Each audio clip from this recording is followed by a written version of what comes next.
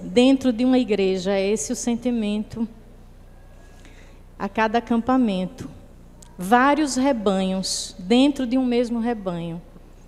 Não é fácil cuidar de nenhum desses rebanhos. Só quem vive a experiência de cuidar de um grupo, de caminhar com ele, chegar a um acampamento, porque o acampamento é apenas uma culminância de um processo. É chegar num lugar depois de caminhar junto. E estar com essa igreja, não é? Seja das crianças, das mulheres, dos homens, dos adolescentes, é viver as angústias de cuidar de um rebanho. A liderança dos adolescentes, a coordenação que trabalha o ano todo e durante o acampamento. Fique de pé, por favor. Cadê o John? Está dormindo, será? Porque ele, eu acho que foi a pessoa que menos dormiu nesse acampamento. Talvez ele esteja dormindo. Se entende, se ele estiver dormindo em algum lugar por aí. Falta o John, não é? Do grupo falta o John. Gente, cuidar de um grupo durante um ano todo e cuidar de um acampamento, principalmente com adolescentes, não é fácil. Nós nos sentimos, acho que vocês sentem na pele um pouquinho durante esse processo o que é pastorear um rebanho. Cuidar, apacentar. Não são perfeitos, como quem que pastoreia uma igreja não é perfeito. Tem seus limites, seus problemas, mas sabe o que é cuidar de um grupo, sabe o que é conduzir um processo, sabe o que é a realização e a frustração também. Não é isso? Eu queria uma salva de palmas para esse grupo especialmente. Deus abençoe vocês. Já vão ficar passando foto agora, é? Pode ser depois. Porque senão eu já vi vários olhares nas fotos. Foto é um negócio que a gente não resiste, né? A gente quer ver. Mas agradecer a vocês e dizer que liderança de crianças, lideranças de adolescentes, de juventude, de mulheres, de homens, são pessoas que voluntariamente decidem pastorear mais de perto um grupo junto com a gente. E a gente sabe que isso não é fácil. Isso é muito duro e muito difícil. E a gente, quando chega perto do grupo e diz, meu Deus, não é fácil cuidar assim. E a gente vai sentindo, não é, as alegrias, porque é muito bom também ser cuidado e cuidada e olhado nos olhos desses meninos como pais e mães, pastores e pastoras, essa é a satisfação, mas também carrega todo o peso, não é? Essa noite eu não quero falar para os adolescentes, porque nós já conversamos sobre os 7 sinais, eu apresentei 7 placas, 7 sinais diferentes durante esse acampamento. Foi corrido, mas deu para a gente caminhar nos sinais. Mas sabe o que eu estava pensando? O maior sinal para que esses meninos permaneçam no caminho da vida, onde eles precisam ler os sinais, alerta, cuidado, para você não sair do caminho da vida e para outro caminho, aonde está escrito, onde deve estar escrito esse sinal que eles precisam ler todos os dias? Onde vocês acham que é a maior placa que eles precisam olhar e dizer, epa, eu tenho para quem olhar? Os pais, a família, mas agora eu vou incluir mais. Eu não quero que você que não é pai ou mãe de um adolescente nessa idade se sinta fora disso. Porque esses meninos não só são meus filhos ou seus filhos, eles representam uma geração. E o sinal que eles precisam ver para permanecer no caminho da vida, para que essa geração continue no caminho da vida, eles precisam olhar para uma geração que vem antes deles. Independente de você ser pai ou mãe, você tem responsabilidade de ser uma placa positiva na vida desses meninos. Jovens que já têm mais de 20, 30 anos, você também é responsável por esses meninos. É responsabilidade sua, você pode não ser pai ou mãe, mas você pode estar deixando uma placa e um sinal muito negativo na vida desses meninos. E Deus não vai cobrar só do pai e da mãe deles. Vai cobrar de uma geração que esteve perto e era para ajudar a conduzir no caminho da vida, permanecer no caminho da vida e dizer, olha meninos, é por aqui, porque eu caminhei, eu estou aqui, vocês podem vir. E recorrentemente o que eles veem, infelizmente, É mais de um de nós dando uma placa de sinalização muito negativa. Muito negativa. E não é só problema que nós vamos ver na casa e na família. Porque a igreja também é uma família. Nós, como igreja, também somos pai e mãe. Ocupamos esse lugar. As gerações que antecedem esses meninos deviam se comportar um pouco como pai e mãe. Na responsabilidade de dizer, eu preciso permanecer no caminho da vida para que eu seja um bom sinal na vida desses meninos. Sabe o que acontece? Cadê a juventude da igreja? Os jovens, organizadamente dessa igreja, cadê? Me mostre. Onde estão se reunindo? O que é que estão fazendo para dizer a esses meninos? Ó, vocês podem sair tranquilo daqui e passar para cá, porque aqui a gente permanece e vai cuidar de vocês. Onde eles estão? A maioria deles, se permanecem no caminho da vida, não dá nem para saber. A placa está tão apagada. Às vezes você não vai dirigindo o carro, que de longe você não sabe o que é que está escrito naquela placa. Está apagado, não dá para ver. E se você é um jovem dessa igreja, pense que talvez a sua responsabilidade é ser uma placa positiva, sinalizando para esses meninos, e não está dando para enxergar. Muito pouco. Se você não se encaixa nisso que eu estou dizendo, você tem sido uma placa viva, de permaneça no caminho da vida. Eu louvo a Deus pela sua vida. Que outros e outras sejam placas positivas. E eu queria deixar alguns sinais. Na verdade, é uma pergunta para cada sinal. Uma pergunta para mim e para você que somos pai e mãe. Uma pergunta para mim e para você que somos uma geração antes desses meninos e meninas. Não dá para eu explicar todos os sinais, o sentido, não dá para fazer isso. Mas eu fiquei pensando, do que adianta, gente? Vocês terem passado um fim de semana mergulhando nos sinais da vida, sendo desafiados a permanecer no caminho da vida, volta para casa agora à noite, o que é que vocês vão encontrar? Às vezes uma família que não está nem aí, que mais está ajudando para tirar esses meninos do caminho da vida do que para ajudá-los a permanecer. Do que adianta eles ficarem sendo desafiados e voltar para a comunidade e ver um monte de gente sendo placa negativa para eles. Não dá para cobrar somente dos meninos e meninas. Dizer, esses adolescentes, não, irmãos e irmãs, somos nós os responsáveis. Lembra do texto que diz, esses decretos, esses ensinamentos que eu dou para vocês, deve primeiro estar escrito aonde? No coração de vocês. Tudo que a gente quer ensinar para essa geração deve estar primeiro escrita, assinada e sinalizada onde? Nos nossos corações. E não é só escrito e dito em discurso, mas em vida, em testemunho. E, lamentavelmente, o que nós estamos vendo não é muito isso. Por isso, eu acho que o que eu tinha a dizer para vocês, eu tentei. Não é fácil pregar para adolescentes, acho que é o grupo que mais desafia a gente a se comunicar e a querer transmitir algo de forma que vocês compreendem, uma faixa etária muito misturada, mas eu creio que o que Deus colocou no meu coração para dizer para vocês, eu já disse até hoje pela manhã. Mas eu quero dizer para a igreja, comunidade de pais e de mães e de uma geração antes dos meninos. Vocês vão ter paciência porque a gente vai caminhar rapidamente. Em 7 sinais, são 7:30, a gente consegue fazer isso. O Evangelho de João é organizado em 8 sinais, na verdade. O 8º é colocado à parte porque a morte de Jesus na cruz, sua ressurreição, é o maior sinal que nós recebemos. Mas antes disso, o Evangelho se organiza em 7 cenas. São, na verdade, milagres, ações miraculosas, mas que se transformaram em sinais. Por quê? O que é uma placa de trânsito? Uma placa de trânsito é um aviso. Olhe, mas o objetivo não é você ficar olhando para a placa, é ver a mensagem que está na placa.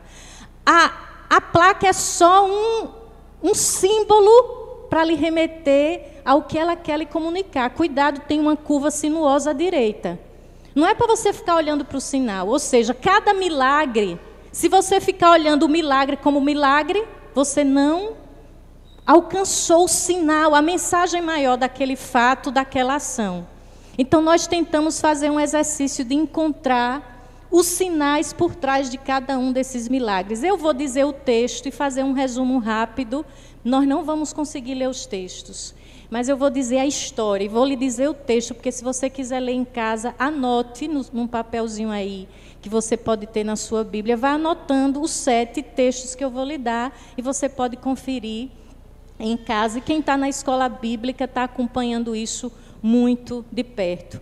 O primeiro sinal acontece num episódio muito conhecido da Bíblia, a festa de casamento, chamada as bodas de Caná. Qual é o milagre que acontece ali? A transformação da água em vinho. Qual o sinal por trás desse milagre? Uma mensagem, um grito que vem no texto da mãe de Jesus. O vinho da festa acabou. E quando ela diz isso, o vinho da festa acabou, tudo no Evangelho de João é muito simbólico. Ela está dizendo, epa, não existe mais alegria, não tem mais felicidade, acabou o sentido das coisas. Diz que naquela festa tem muitos detalhes, mas está ali a mãe de Jesus. E chegam os convidados da festa. Depois, Jesus, os seus discípulos, nós encenamos a festa lá, né? Muito bem feita. E depois dessa declaração, a mãe de Jesus busca a Jesus e disse, olha, o vinho acabou, o que é que nós vamos fazer?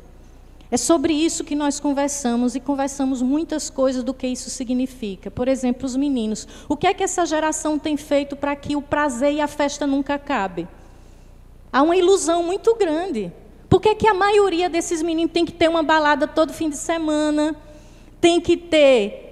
As histórias de overdose, gente, ninguém está tomando overdose porque quer morrer, não, que ninguém é louco. Está tomando overdose porque não quer que a alegria acabe. Da forma errada, mas não quer viver o momento da não festa, que não há aquele frisson da festa. Só que a vida não é feita só de festa e alegria. Infelizmente, vivemos numa sociedade que está criando uma ilusão. Ninguém mais pode... não está feliz. Não estar feliz é um problema. Você não pode mais se sentir triste, angustiado. Você já disse, eu não estou bem, eu acho que eu preciso de um psicólogo, um ansiolítico, um antidepressivo, porque nós somos pessoas incapazes de viver a tristeza. Mais do que nós, esses meninos estão mergulhados nesse tipo de geração. Nós não podemos, a festa não pode acabar. E a gente faz de tudo para que a festa não acabe. Inclusive, lembramos... nas grandes festas que envolveram adolescentes que nós vimos nos últimos anos, a festa para alguns acabou mesmo. Acabou a vida. Não podemos esquecer da festa, da boate. O vinho acabou. A vida acabou para quantos jovens e adolescentes? Quando a gente não atenta, o vinho acaba, mas acaba mesmo. Mas esse sinal... para o que nós tínhamos para conversar sobre o sinal para a vida dos adolescentes, nós já conversamos. Qual é a pergunta que eu deixo para nós, pais e mães e geração que antecede esses meninos? A pergunta é simples que eu quero fazer para nós. O que é que nós, eu e você, estamos oferecendo para essa geração bebê? Nós somos as talhas. Diz que naquela festa tinha 6 talhas. Tinha o que lá dentro, gente? As talhas estavam como?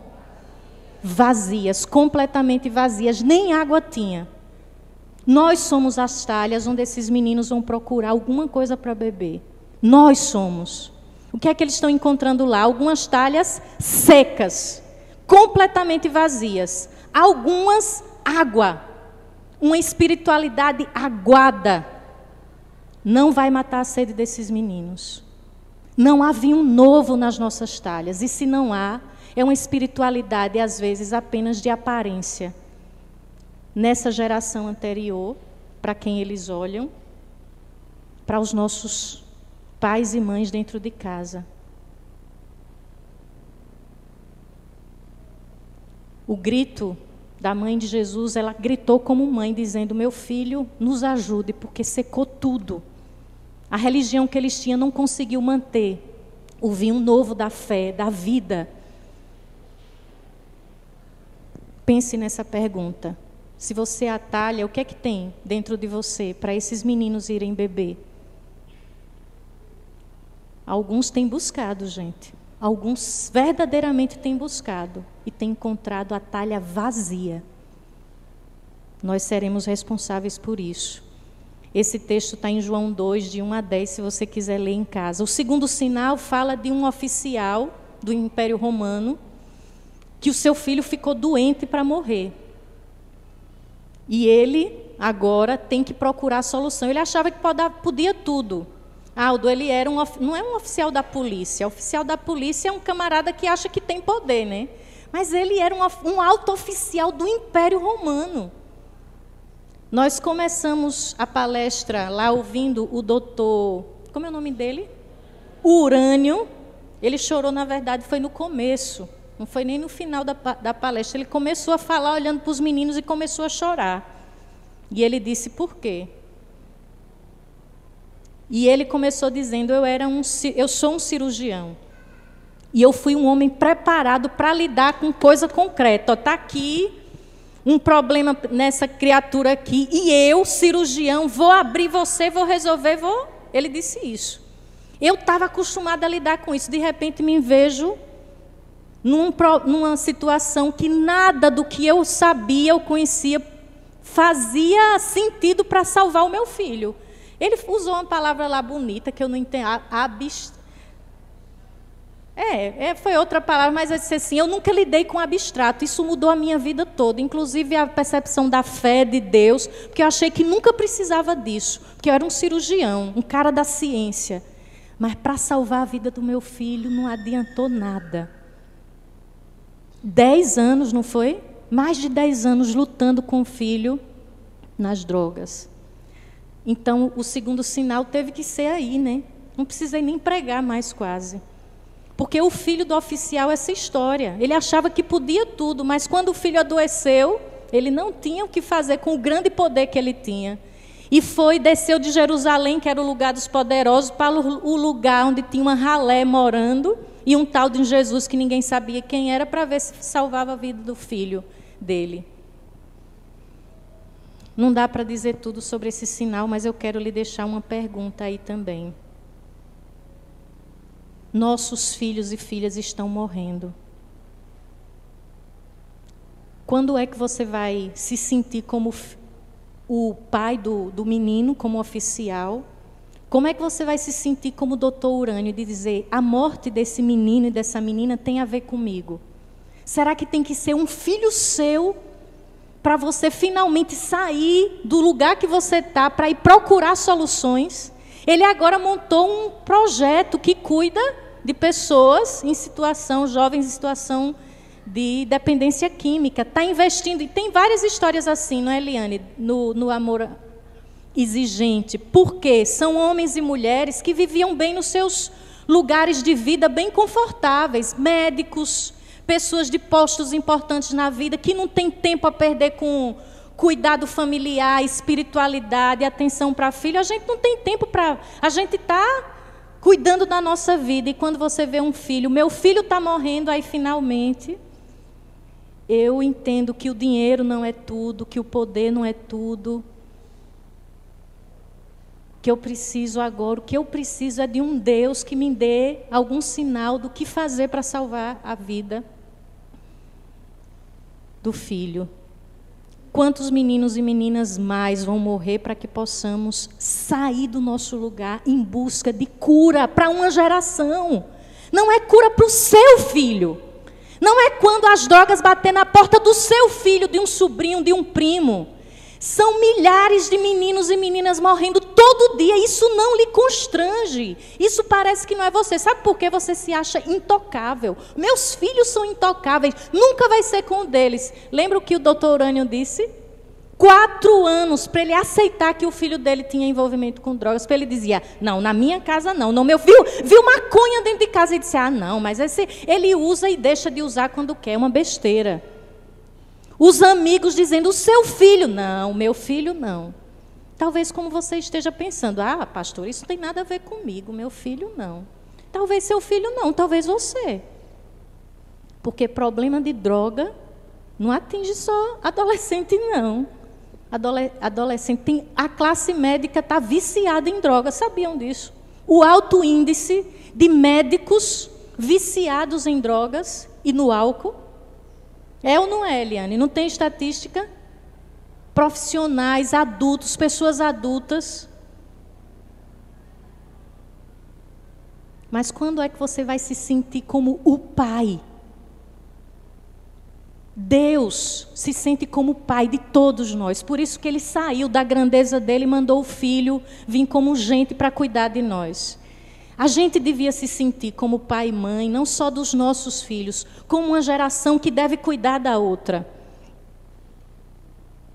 Por que é que a gente tem que esperar que morra um dos nossos para a gente sair do nosso lugar?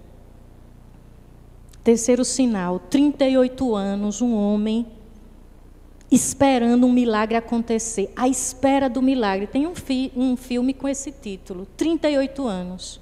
Era um paralítico que acreditou numa lenda que dizia que uma vez por ano, numa tal de uma piscina pública, tipo um balneário público, tinha umas águas lá, que diz que tinha um anjo que descia ali para tomar banho uma vez por ano, as águas balançavam, e a primeira pessoa que descesse aquelas águas, quando elas balançassem, seria curada de qualquer mal. Imagine quantas pessoas deveriam estar ali, na beira daquela piscina. Um aleijado, para ser o primeiro a descer, qual era a probabilidade dele? Um aleijado para ser o primeiro. Até as águas balançarem, minha gente. O aleijado conseguia entrar na água. Por isso que o sinal, eu disse para os meninos, não é a cura apenas. É mostrar uma sociedade, primeiro, iludida e enganada por uma mentira. Um homem de 38 anos, e 38 anos aí é simbólico. Todo número no Evangelho de João tem um símbolo maior por trás. 38 anos era a idade de uma geração. Uma geração se contava de 38 em 38 anos. Então, a denúncia é uma geração esperando por uma mentira.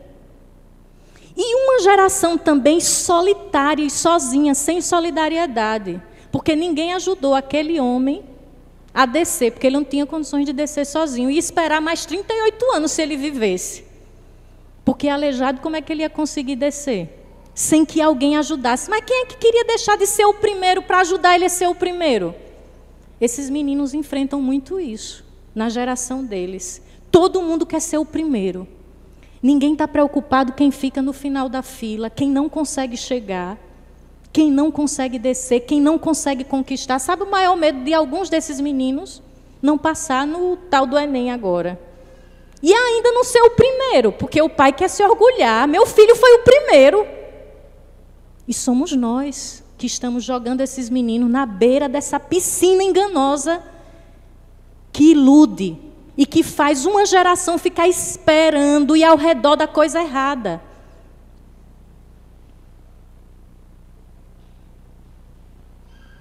Talvez você está à espera da coisa errada, sem ter solidariedade, fazendo esses meninos seguirem no mesmo engano que você está. Jesus curou aquele paralítico, não foi só dando perna para ele andar, foi dizendo, cuidado naquilo que você acredita, cuidado no que esses meninos, vocês estão ensinando esses meninos.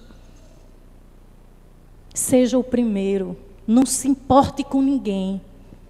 E às vezes a gente, mas eu nunca disse isso, você nunca disse, mas você ensina com a sua atitude.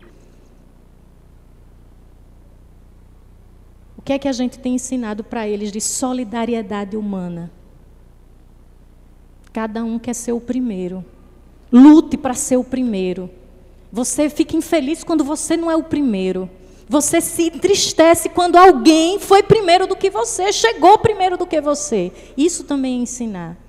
Esse não é o modelo de vida, não é o caminho da vida que Jesus nos ensinou, mas é o caminho da vida que você está seguindo e que está ensinando os seus filhos e essa geração a seguir. Em torno de qual engano estamos há uma geração toda esperando e correndo o risco de colocar mais uma geração no mesmo lugar onde a gente está, esperando ser o primeiro, em torno da espera do milagre, do dinheiro, da posse, da conquista, da vitória. uma vida centrada em si mesmo. Essa é a grande piscina enganosa, onde a maioria de nós estamos iguaizinhos àquele paralítico. E é esse lugar de onde a gente diz que esse não é o caminho da vida, mas é ali que você está. E é isso que ensina. Quarto sinal, João 6, de 1 a 13. Um milagre muito conhecido, a multiplicação dos pães e dos peixes. Havia uma multidão querendo ouvir Jesus, e chegou a noite, e Jesus disse: procura os discípulos. No Evangelho de João tem Filipe e tem André. John, você apareceu. Tinha Filipe e tinha André. Jesus chega para... olha, o povo está aí, como é que a gente vai fazer para comprar pão?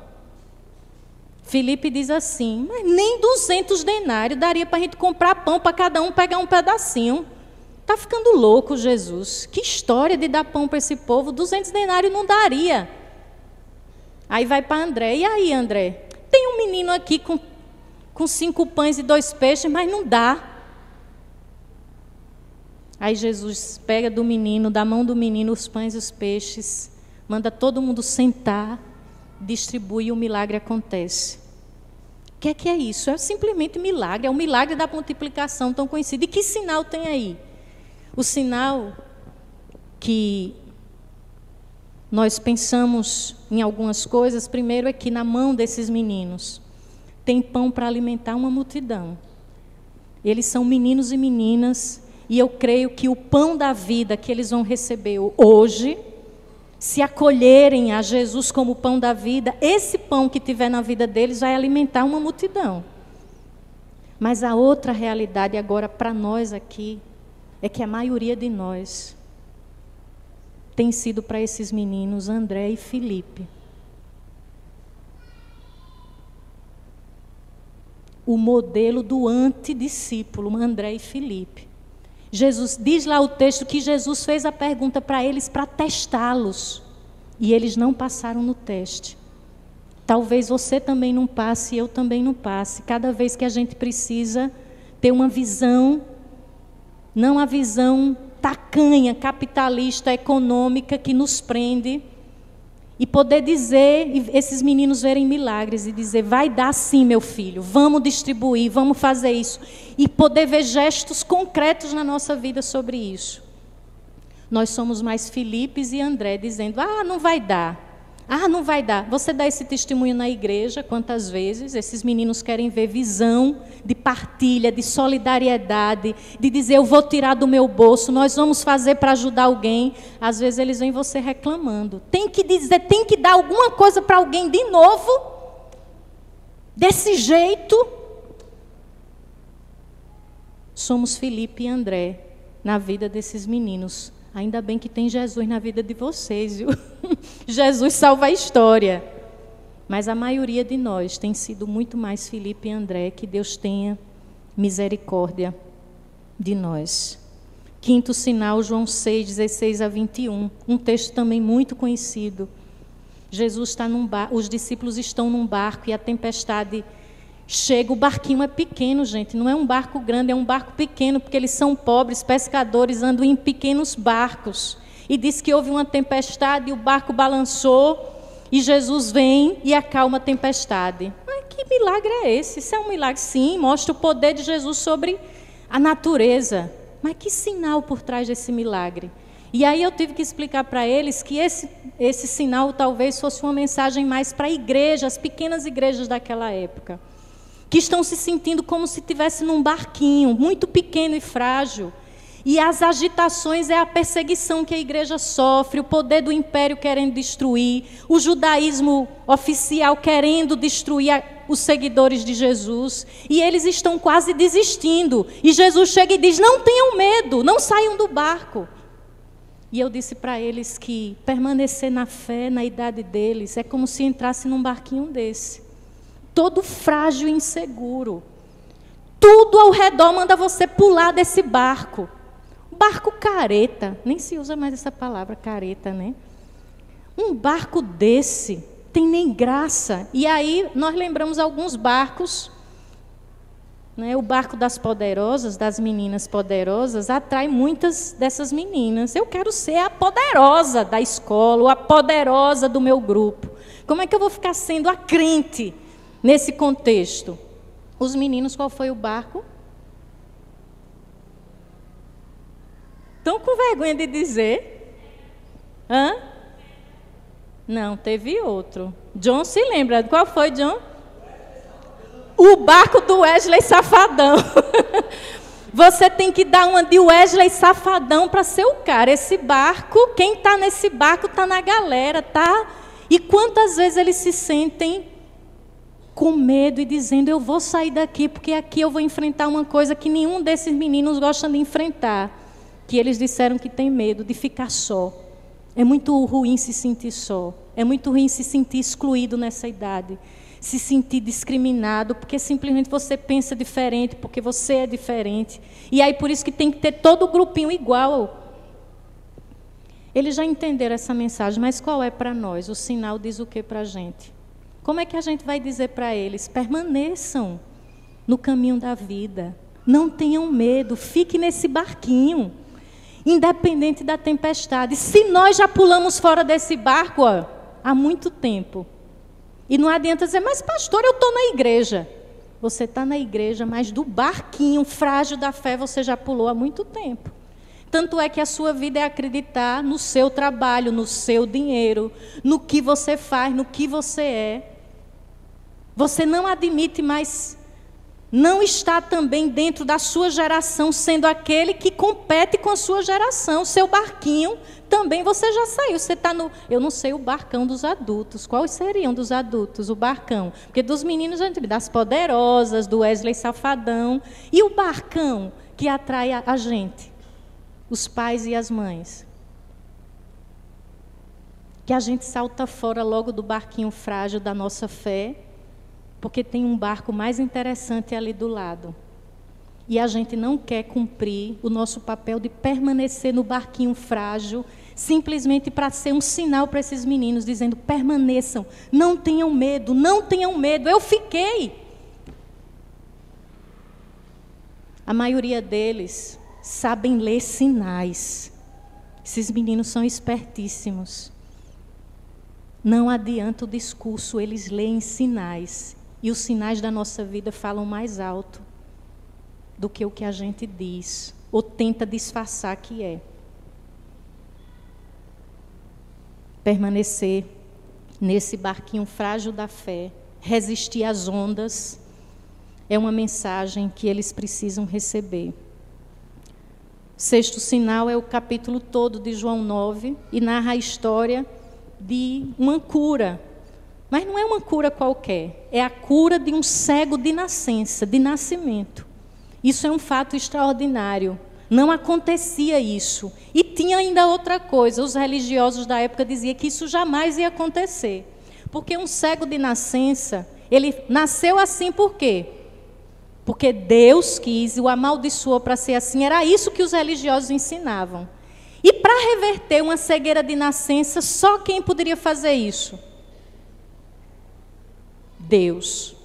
Por isso foi uma polêmica quando esse milagre aconteceu.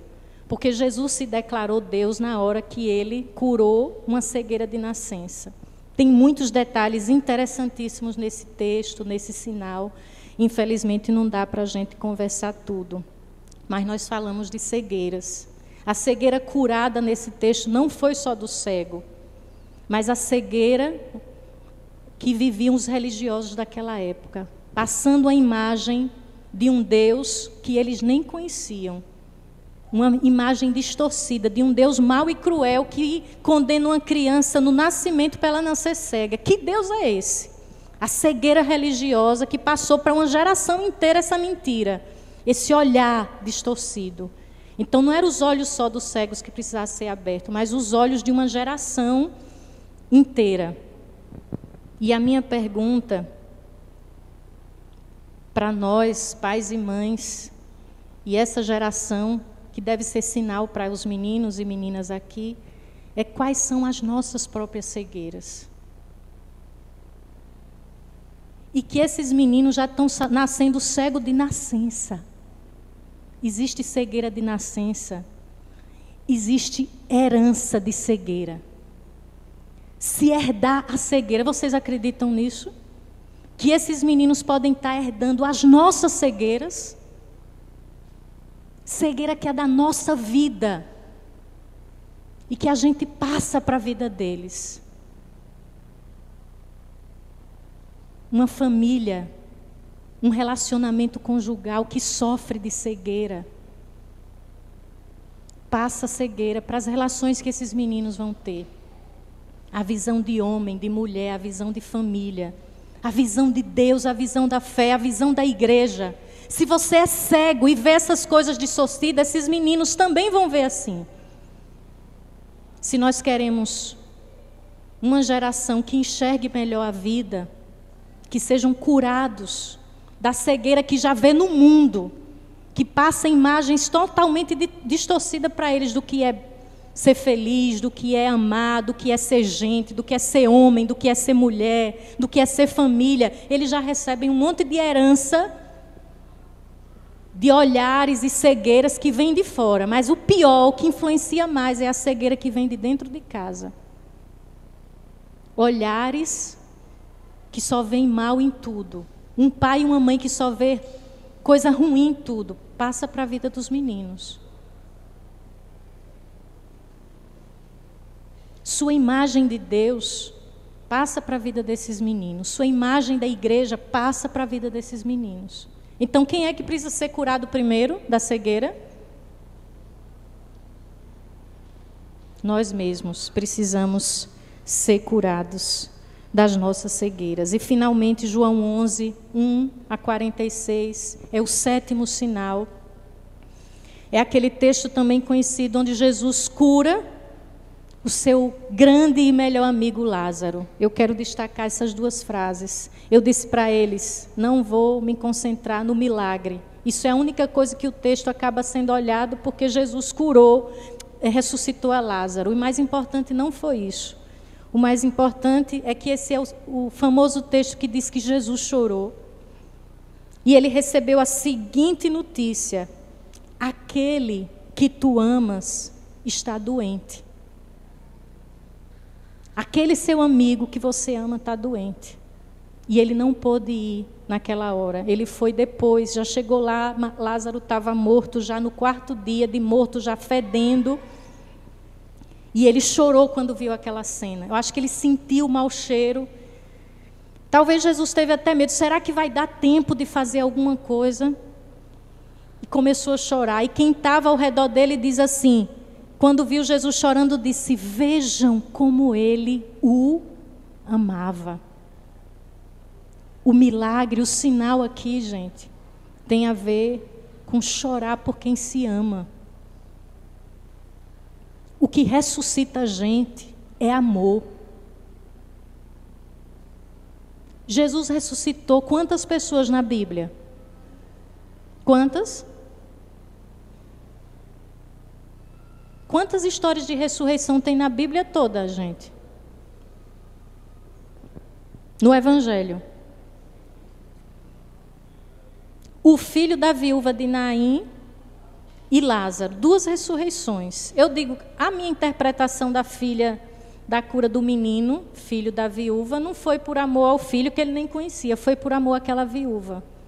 O que seria daquela viúva sem um filho? A vida dela tinha acabado. Quem estava morrendo não era só o filho. Era aquela mulher que não tinha marido e agora ia ficar sem filho. Uma mulher sem filho e sem marido estava morta para aquela sociedade. Jesus curou aquele menino por amor. A situação de muitas mulheres naquela época. E Jesus curou, ressuscitou Lázaro porque ele amava. Ele chorou, doeu nele perder um amigo. Isso ressuscita a gente. Sabe o que eu quero dizer com isso? Por quantos Lázaros são meninos e meninas que têm morrido todos os dias na nossa frente, que para nós só são números, para as estatísticas da cidade são números, não tem nome e não tem rosto, e não tem uma mãe, não tem um pai. nós não conseguimos mais chorar. Não vai haver a ressurreição de meninos e meninas enquanto isso não nos doer, como doeu no coração de Jesus, que fez ele chorar e as pessoas olharem e dizer: veja como ele amava. É como se alguém esperasse passar aqui nessa porta e ver essa igreja toda chorando por uma situação de meninos desse bairro e dizer: puxa, como essa igreja ama. Como essa igreja ama esses meninos e meninas que estão morrendo. É essa atitude que move a gente a fazer alguma coisa. Nós mal choramos pelos nossos mesmos, porque não amamos mais.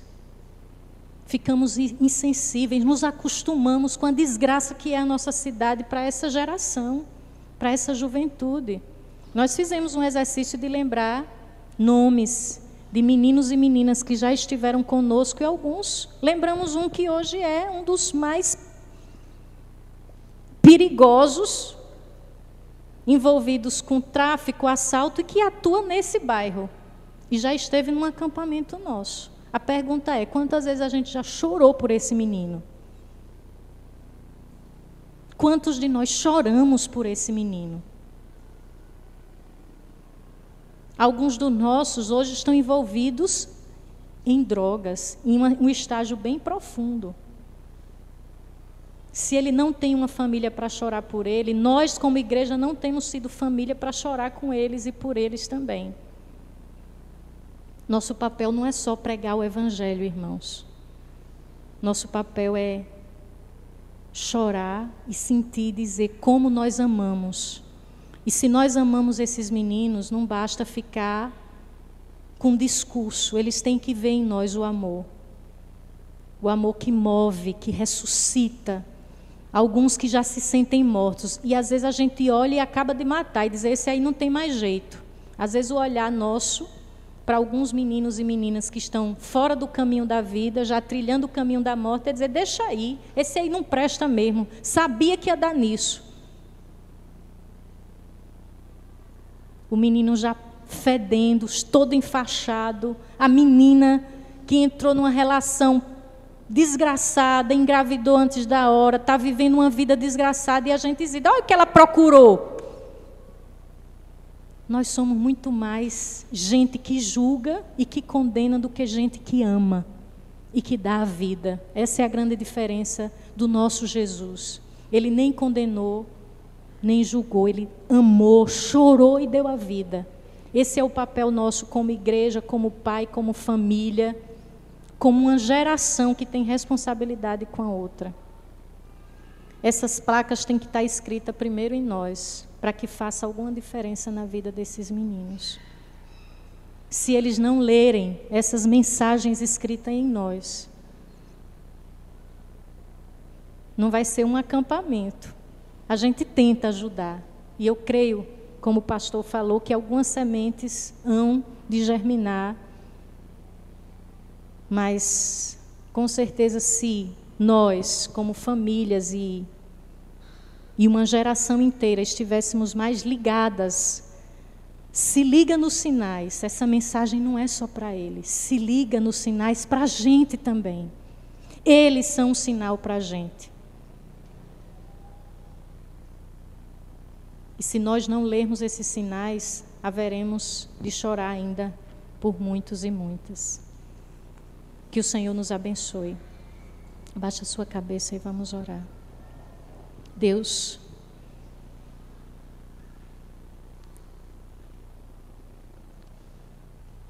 nós oramos nessa manhã lá no acampamento, agradecendo o teu amor por nós, Senhor.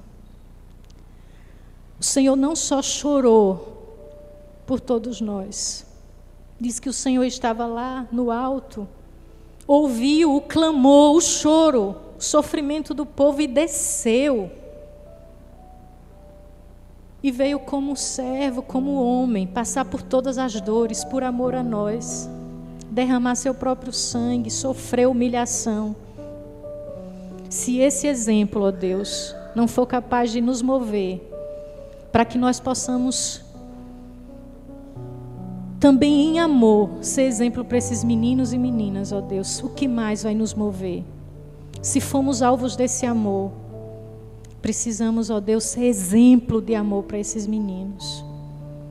Obrigado, ó Deus, porque um dia o Senhor sinalizou para nós, nos convidando a trilhar o caminho da vida, e nós fomos. Mas, ó Deus, alguns de nós têm tido extrema dificuldade de permanecer nesse caminho.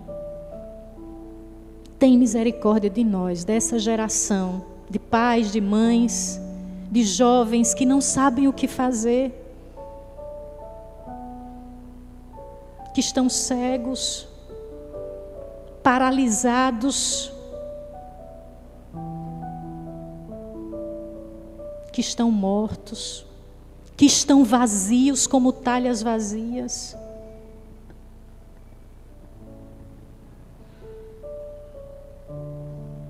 Que choremos por nós também, Senhor, por uma geração inteira que não tem mais vinho novo, nem para si mesmo, nem para dar para essa nova geração. Renova em nós, Senhor, o teu amor. Tem misericórdia da secura e da sequidão que vez ou outra nós nos sentimos, como se estivéssemos completamente vazios. E já não conseguimos, ó Deus, dar de beber mais a ninguém desse vinho novo da nossa vida, porque ele está desaparecendo para nós. Deus nos traz de volta para o caminho da vida, para que sejamos exemplo para esses meninos e meninas. Nos ajuda a permanecer nesse barquinho da fé, do compromisso com Deus e com a fé, ó Deus. Nos mares mais agitados, nas adversidades que a gente enfrenta pessoalmente, emocionalmente, nesse mundo tão adverso, que a gente creia na tua palavra que diz: não temas, não tenham medo, permaneçam aí. Que a gente permaneça, para que esses meninos possam permanecer junto conosco, ó Deus. Nós não queremos chorar mais tanto, por lembrarmos de tantos que saíram do caminho da vida e eles não são culpados sozinhos. Guarda cada um desses meninos e meninas. Guarda essa semente que foi lançada durante esse fim de semana no coração deles, ó Deus. Que nada possa roubar aquilo que foi colocado verdadeiramente no coração deles. E nos ajuda como geração de pais e mães a cultivar e cuidar dessa sementinha. Com o nosso exemplo, com o nosso testemunho, com o nosso amor. Eu te peço isso, Senhor, no nome de Jesus. Amém. Acho que a palavra tem que ir para os adolescentes. É isso que eu fui orientada.